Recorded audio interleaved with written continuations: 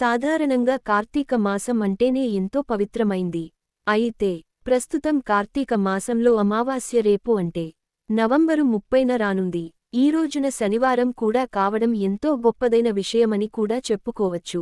ఈ నేపథ్యంలో పండితులు ప్రకారం అమావాస్య అది కూడా శనివారం రావడంను ఎంతో అరుదైనదిగా చెప్తుంటారు. ఈ రెండు కలయిక జరిగిన రోజు మనం చేసే పూజలు, జపాలు, తపాలు 1000 రెట్లు మంచి ఫలితాలను ఇస్తాయంట.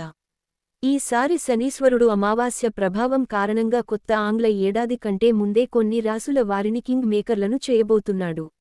ముఖ్యంగా శనీశ్వరుడు అంటే అందరూ ఏదో పీడించేంది భావిస్తుంటారు. కాని ఆయన చల్లని చూపు గురించి చాలా మందికి తెలియదు. ఆయన ఒక చూపుతోనే రాజును బికారీగాను, బికారీని రాజుగాను చేయగల సమర్థుడు. ఆయన కార్తీక అమావాస్య ప్రభావం వల్ల శనీశ్వరుడు ముఖ్యంగా తుల రాశి వారికి ఉద్యోగంలో ప్రమోషన్లు కలిగే అవకాశం ఉన్నాయంట. అదే విధంగా విదేశీయానానికి కూడా శుభసమయం అని చెప్పుకోవచ్చు. విందువు వినోదాల్లో పాల్గొంటారు. వృషభ రాశివారికి ఈ సమయంలో మంచి అమ్మాయితో పెళ్లి సంబంధం కుదురుతుంది. కోర్టు కేసుల్లో విజయాలు సాధిస్తారు. సర్కారు కొలువు వచ్చి సొంతింటి కల సాకారం అవుతుంది. దైవదర్శనాలు చేసుకుంటారు.